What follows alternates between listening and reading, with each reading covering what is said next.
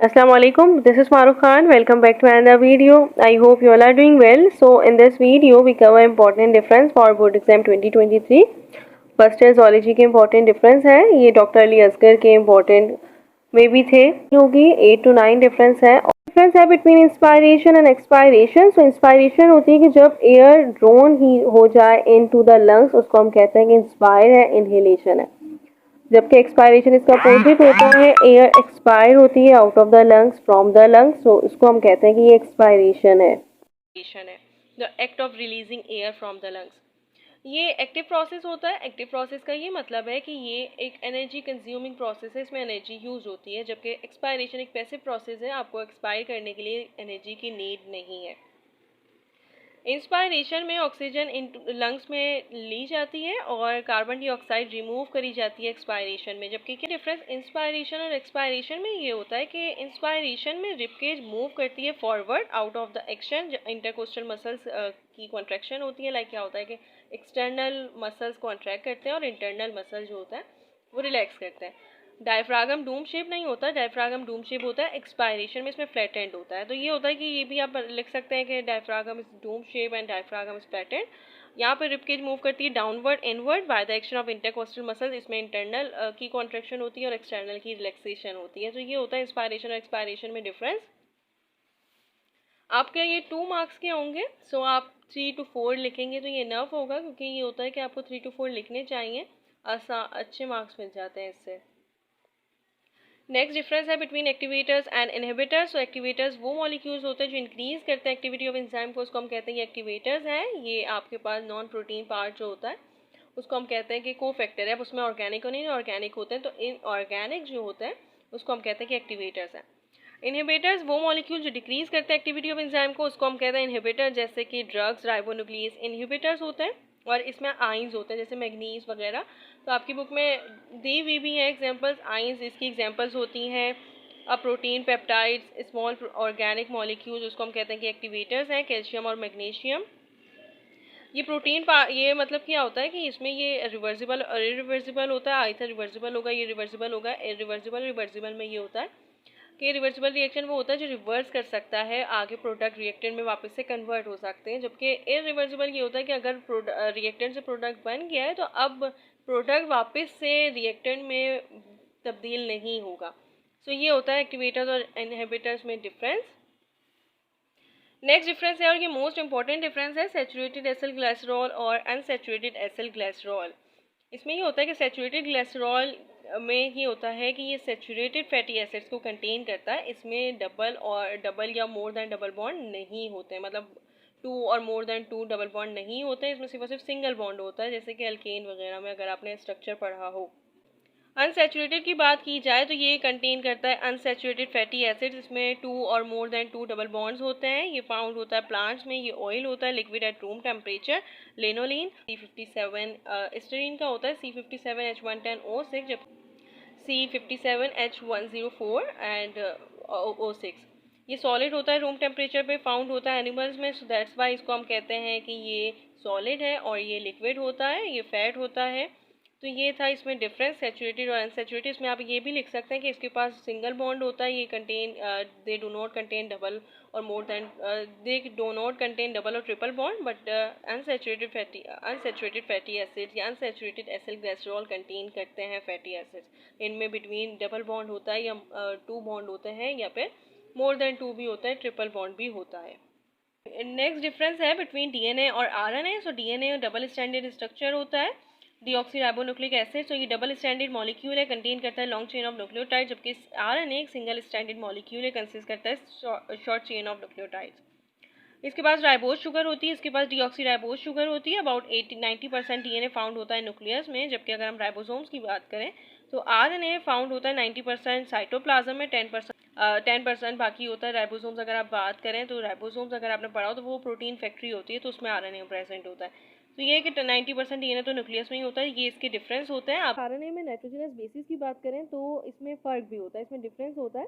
RNA में आपको uracil मिलेगा और डीएनए में आपको थायमाइन मिलेगा. तो क्या होता है कि एडेनाइन हमेशा थायमाइन से करेगा डीएनए में, और यूरेसिल में हमेशा जॉइंट जो होता है बॉन्ड होता है वो बिटवीन होता है यूरेसिल एंड एडेनाइन। ये इन दोनों के डिफरेंस होते हैं। आप 3 to 4 लिखेंगे तो ये इनफ होगा।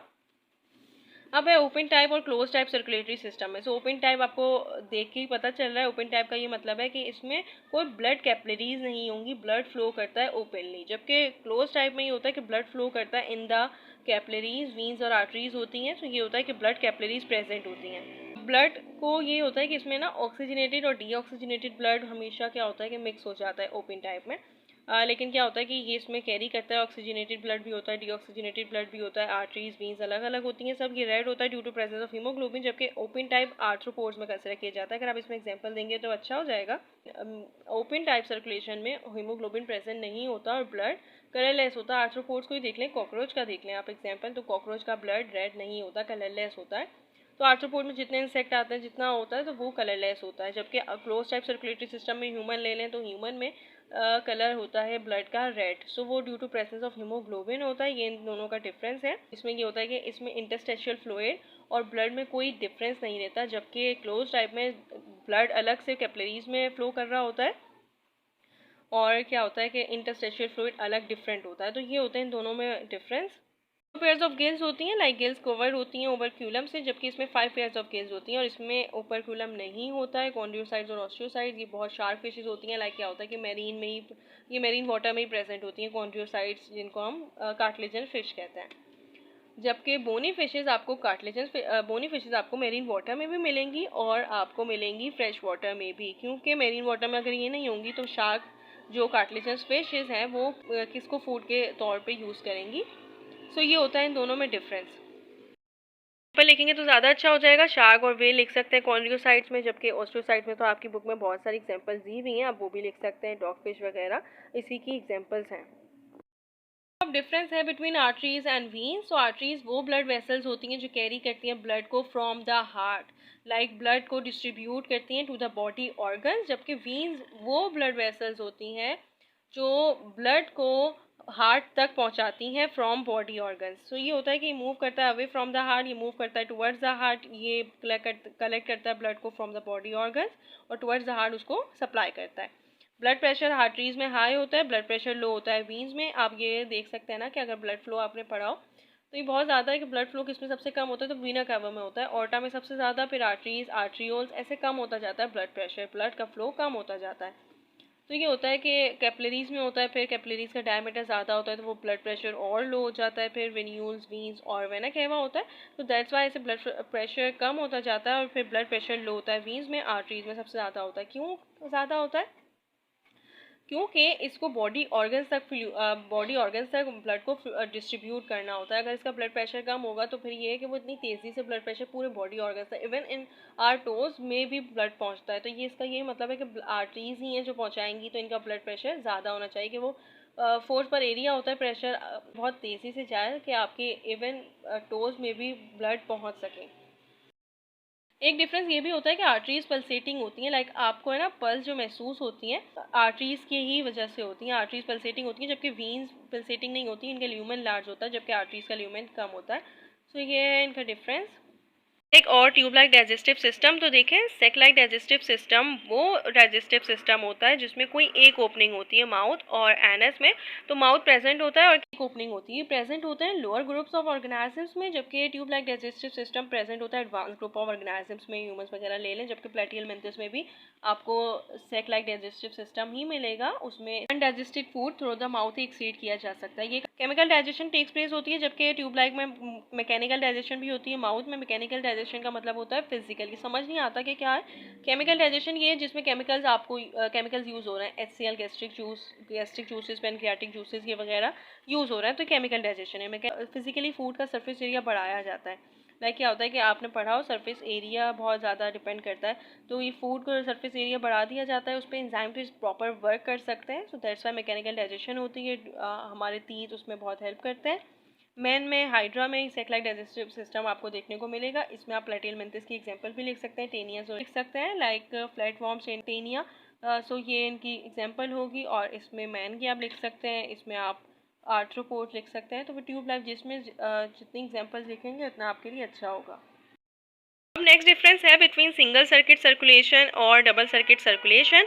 सो जैसे नेम से पता चल रहा है, सिंगल सर्किट सर्कुलेशन सिर्फ और सिर्फ फिश में होता है, क्लास पाइसेस। इसमें क्या होता है कि इसमें वीनस ब्लड पास हो रहा होता है थ्रू द हार्ट, जबकि क्या होता है कि इसमें सिर्फ और सिर्फ ब्लड फ्लो करता है once through the heart during one cardiac cycle.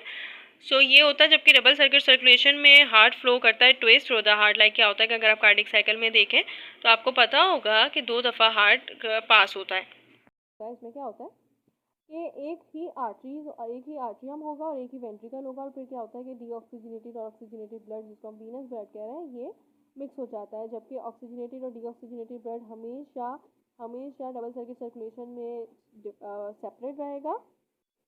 इसमें क्या होता है कि डबल सर्किट सर्कुलेशन में 2 आर्ट्रियम ही होंगे और 2 वेंट्रिकल ही होंगे। जब 2 आर्ट्रियम कॉन्ट्रैक्ट करेंगे तो फिर वेंट्रिकल में ब्लड फ्लो करेगा और फिर टुवर्ड्स द बॉडी आपका ब्लड टुवर्ड्स द बॉडी उसको सर्कुलेट करेगा। तो ये होता है कि डबल सर्किट सर्कुलेशन और सिंगल सर्किट सर्कुलेशन में फ़र्क होता है। आप ये भी एक डिफरेंस लिख सकते हैं कि 1 आर्ट्रियम और 1 वेंट्रिकल प्रेजेंट होता है, जबकि डबल में 2 वेंट्रिकल और 2 आर्ट्रियम प्रेजेंट होता है। बर्ड्स, मैमल्स, रेप्टाइल्स, एम्फीबियंस, ये सारी डबल सर्किट सर्कुलेशन की एग्जांपल्स हैं, जबकि सिंगल सर्किट सर्कुलेशन की एग्जांपल्स सिर्फ सिर्फ क्लास पाइसेस हैं, जिसको हम कहते हैं कि फिशेज हैं। किलर सेल्स और cytotoxic TC cells. So natural killer cells responsible होते हैं कि वो एलिमिनेट कर सकें, डिस्ट्रॉय कर सकें वायरल इन्फेक्टेड सेल्स और कैंसर सेल्स को, जबकि साइटोटॉक्सिक टीसी सेल्स एलिमिनेट करते हैं ट्यूमर सेल्स को। ये वायरल इन्फेक्टेड सेल्स को तो डिस्ट्रॉय करते ही हैं, डिटेक्ट करते हैं, लेकिन डिस्ट्रॉय करते हैं मोस्टली ट्यूमर सेल्स को। किलर सेल्स ना लिम्फोसाइट्स की एक टाइप है, लाइक साइट्स एक टाइप है WBCs की, वाइट ब्लड सेल्स की, जिनको प्रोसेस ऑफ द बॉडी कहा जाता है। ये एक ग्रेनुलर साइट्स में होते हैं। लाइक आपकी बुक में शायद रिटन नहीं है, बट ये 24% होते हैं ब्लड में। तो नेचुरल किलर सेल्स भी उन्हीं की टाइप है। और ये नेचुरल किलर सेल्स क्या करते हैं कि ये ना, इनको कोई भी एक एंटीजन प्रेजेंटिंग सेल्स के लिए कोई भी बैरियर नीड नहीं होता। लाइक एंटीजन प्रेजेंटिंग सेल्स अगर आपने पढ़ा हो तो मैक्रोफेजेस को एंटीजन प्रेजेंटिंग सेल्स कहते हैं। लाइक क्या होता है कि मैक्रोफेजेस सिर्फ और सिर्फ फेजोसाइटोसिस में हेल्प नहीं करते, ये प्रेजेंट करते हैं अपनी एंटीजन्स को टीसी सेल्स में। और फिर क्या होता है कि एक टाइप है लिम्फोसाइट्स की, टीसी सेल्स और बीटा सेल्स। सो ये जो टीसी सेल्स को अपने एंटीजन प्रेजेंट करते हैं और फिर इनको कहते हैं कि एंटीजन प्रेजेंटिंग सेल्स हैं, ये आते हैं कोई भी एंटीजन वापस से तो नहीं आ गई है। तो नेचुरल किलर सेल्स को कोई भी चाहिए नहीं होती, नीड नहीं होती, इनको ये ऐसे ही डिटेक्ट कर लेते हैं और एलिमिनेट करते हैं। जबकि साइटोटॉक्सिक टीसी सेल्स को चाहिए होता है कि वो कोई हेल्प लें एंटीजन प्रेजेंटिंग सेल्स से, मैक्रोफेजेस से। क्या होता है कि नेचुरल किलर सेल्स MSC1 और MSC2 होता है, तो ये चेक करता है कॉन्जुगेटेड मॉलिक्यूल्स को, जिसको हम कहते हैं MSC1। ये प्रेजेंट होता है हमारे ही न्यूक्लिएटेड सेल्स में, लाइक एक्सेप्ट मैक्रोफेजेस, सारे के सारे न्यूक्लियस में प्रेजेंट होता है MSC1। और आइडेंटिफिकेशन करता है एज अ सेल्फ, खुद ही आइडेंटिफिकेशन करेगा और फिर उसको कोई ज़रूरत नहीं होती एंटीजन प्रेजेंटिंग सेल्स की, मैक्रोफेजेस की। लाइक साइटोटॉक्सिक टीसी सेल्स में क्या होता है कि ये खुद ही इन्फेक्टेड सेल्स की तरफ जाएगा और उसकी लाइसिस करेगा, और इस वे में हम इसको कहते हैं कि ये स्पेशल किलर है, क्योंकि इसको कोई ज़रूरत नहीं पड़ी है। इसको ये कहते हैं कि ये सीरियल किलर है, क्योंकि ये खुद ही आगे प्रोसीड करता है टुवर्ड्स द इन्फेक्टेड सेल्स और फिर उनकी लाइसिस करता है, उनको डिस्ट्रॉय करता है। तो ये इन दोनों का डिफरेंस होता है। आई होप ये आप लोगों के लिए हेल्पफुल होगा। All the best to all of you. अल्लाह हाफिज़।